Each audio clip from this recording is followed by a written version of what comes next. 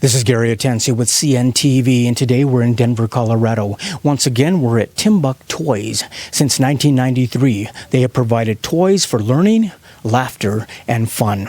I'm here at the newest location, basically one company, 4 different stores, 40 plus people that put all this together. Toys is what you do, and I'm here with the one founder, president. Let's start off a little bit about yourself. I mean, this began in 93, really a small little toy store on a quiet street. We now have 4 locations. Tell me a little bit how this got started for you and how you began. I was actually studying urban planning and architecture, and I'm passionate about the idea of what creates a great community.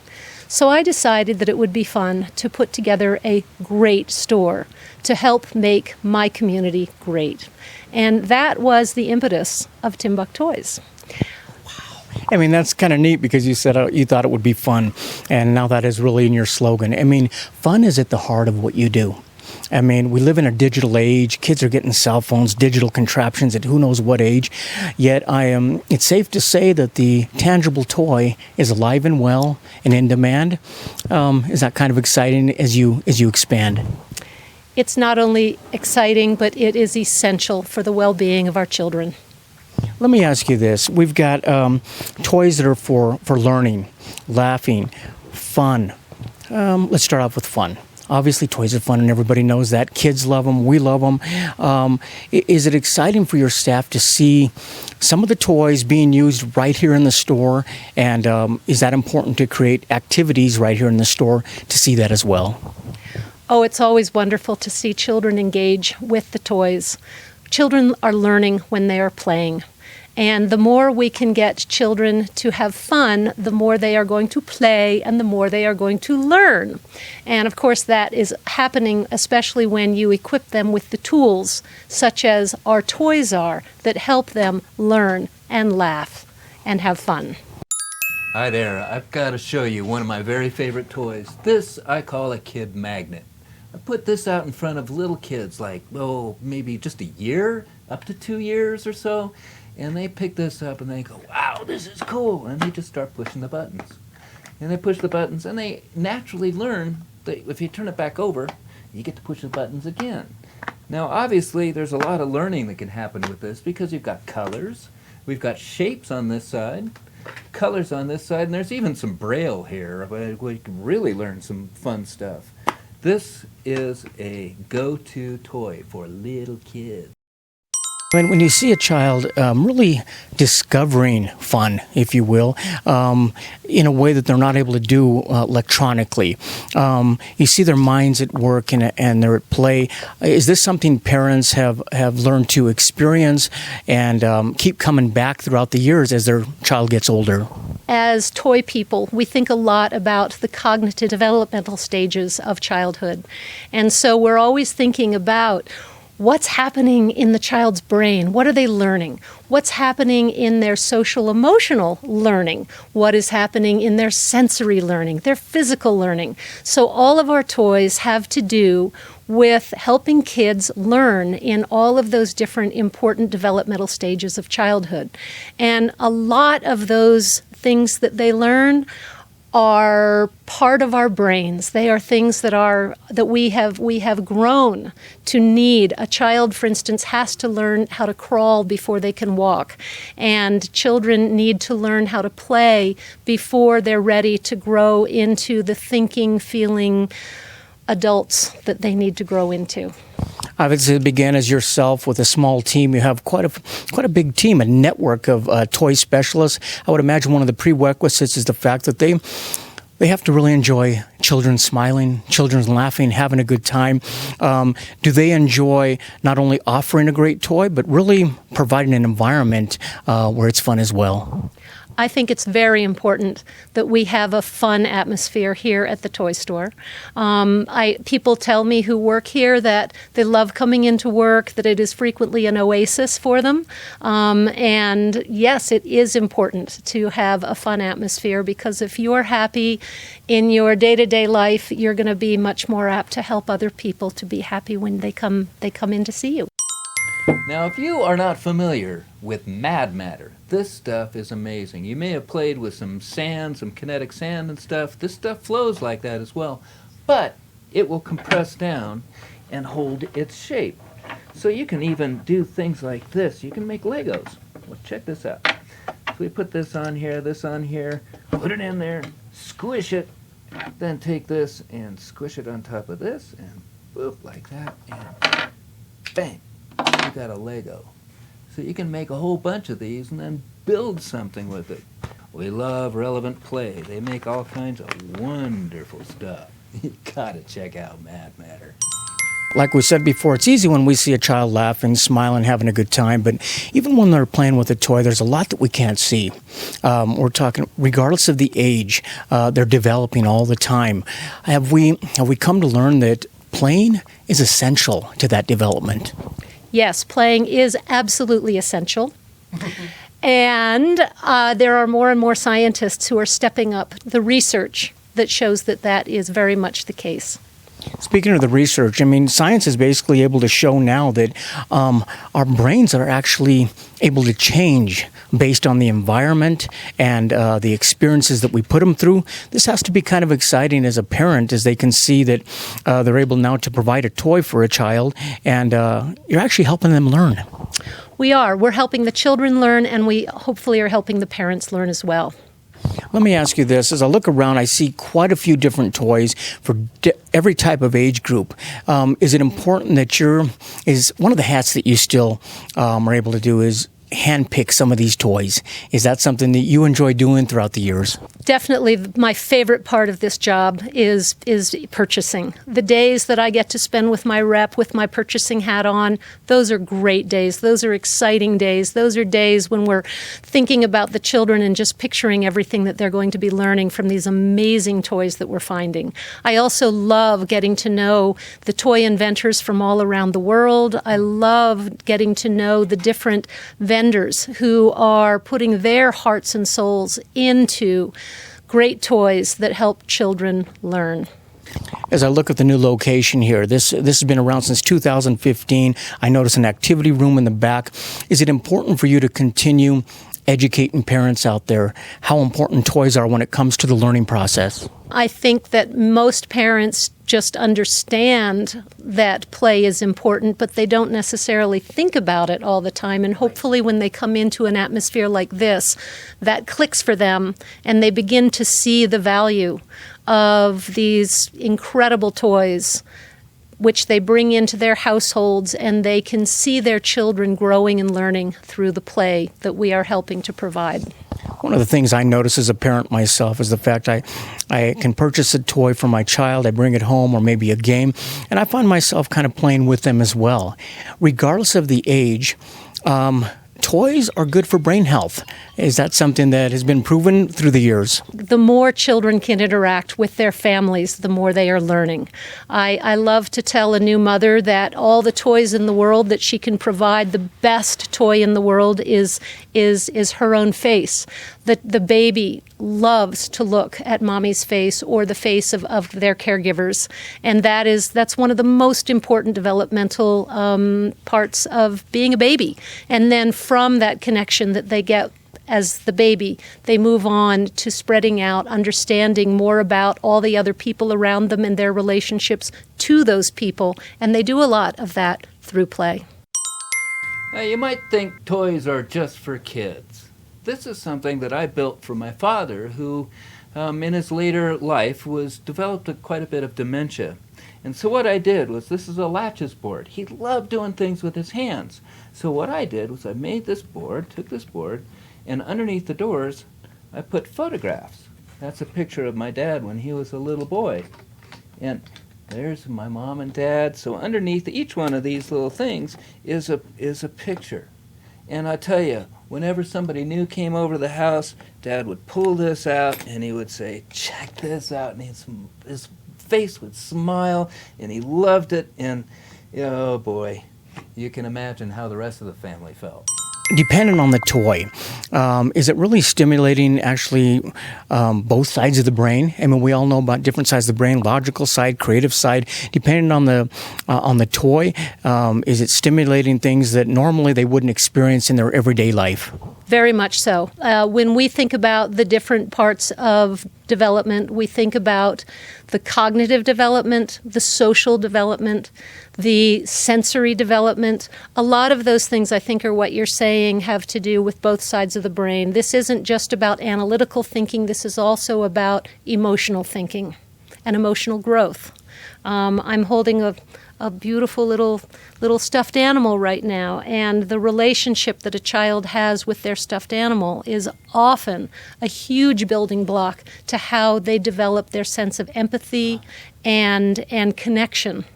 I think one of the things that's missing in the digital world, when you're stuck in front of a screen, your child's looking at a screen all day, is the physical aspect of not only the brain's working, but motor skills, major motor skills, fine motor skills, eye-to-hand coordination these are all the things that basically are going on when it looks like they're just having fun. You got that, absolutely. For instance, puzzles. So simple, puzzles. And as a 3-year-old starts to do puzzles, that is very much about fine motor skills, just as it is about looking at the picture and figuring out where to place the piece. Lots going on there in the simple activity of doing a puzzle. This simple cube is called Shishibo, and it happens to be one of the hottest toys. It's got some little magnet in there, but look at this. You can pull it out. You can make it into all kinds of different shapes and sizes, configurations. Let's see if I can make it go right outside. There we go. Oh, see, got one little thick part there. Yep, there. And then it goes into other things. Oh, this is fun. You can get more than one, put them together, and combine them, make all kinds of fun shapes. This is a great, fun puzzle. Kids watching the screen, and they're watching other kids play anymore on like YouTube. They're watching kids play instead of them playing themselves. They're watching other kids that are squishing, cutting, riding, jumping, and yet they're not doing that themselves. Shame on us as parents that we are basically not turning that off and saying, here's a toy so that you can squish, cut, and get some of those motor skills as well. There's an expression that I love with some of my toy companies, which is bring back childhood. And it's hard as a parent today to really bring back childhood the way we remember it, because there is always the distraction of all things digital. And the children see the parents engaging with digital, and they, of course, always want to model their parents. But we have to give children the chance, frankly, to be bored sometimes. It's okay to send a child up to their room with a box of crayons and some paper and let them discover what it is to create. I mean, it's amazing the fact that when they're touching, hearing, seeing, it's this combination of senses that basically elevates sensory development in a way that a digital pad never can. We have been designed to use our bodies, to use our brains, to use our eyes, to use our fingers. And children have to practice all of those things, which you simply can't do using in a digital world. I mean, as a parent, we all want what's best for the kids out there, yet we don't realize the power behind just purchasing a toy for them is really one of the best things we can do, because we're helping them learn at their level. When a parent comes in, is your staff able to help them a little bit when it comes to age? Would this be good for so-and-so age? Is that something that you pride yourself on, that the staff can educate parents as they come through? We try very hard to keep everybody educated about all of our products. We have hundreds of new products coming in all the time, and so there's a lot for our staff to learn about. Our vendors also try to put age suggestions into their packaging. One thing that's a little tricky about age shown on a package is that it is generally an indication of safety as opposed to developmental age suggestion. So, for instance, a toy that says that it's for 3 and up, that means that it doesn't have any small parts which are going to be dangerous for children under 3, but it doesn't mean that that toy isn't spectacular maybe for a 12-year-old. Okay, this is called True Balance, and this was invented in Denmark by occupational and physical therapists. I don't know if I'll get it done right now, but the idea is to stack these guys up right on top of each other with only using your hand. Ah! And that's what happens. You have to get used to just letting go. And then you go, oh, wait a minute, I can do it, I can do it, I can do it. And if you do it, then do it upside down. And then with your other hand. This will keep you occupied for hours and hours and hours, and it'll massage your brain. What is required is that on the package, but that doesn't really tell you as far as development goes, which is great to have an educated staff that can basically walk them through and explain to them that this would be okay for their child. People who are shopping for toys have an idea about the child for whom they are shopping, and all children are going to be different. We have not only age, we also have interest. Some children are much more apt to enjoy quiet play. Others want rowdy play. Right. It definitely helps the staff to understand a little bit more about the child who is going to be the recipient of this gift. But we have many, many things that we can recommend for just about any parameter that you can suggest. That is exciting. I mean, it's exciting to see that toys are alive and well. You've got 4 locations here serving the Denver area. You've got activity room here in the back. Do you try to have guest activities, guest speakers, guest play? Is that something you try to do throughout the year? Our playroom is available for all kinds of people to come in and do activities here. Our regular weekly activities include a free program with our own Mr. Paul, who does story playtime every week, once a week at each of the stores. And he has a group of little children and their mommies and grandparents and nannies, and they gather around, and he does songs and reads books, and it's many people's absolute favorite activity of the week. In addition to that, we have groups who come in and present classes. So we have a group who brings in a band, and children get to participate with music and a band. Then we have another lady who does music for smaller children, including infants, babies. So our playroom is available for all kinds of different things going on. I frequently get phone calls from people saying, hey, I'd be interested in doing a class. And I say, great, let's figure it out, and we'll put it on the schedule.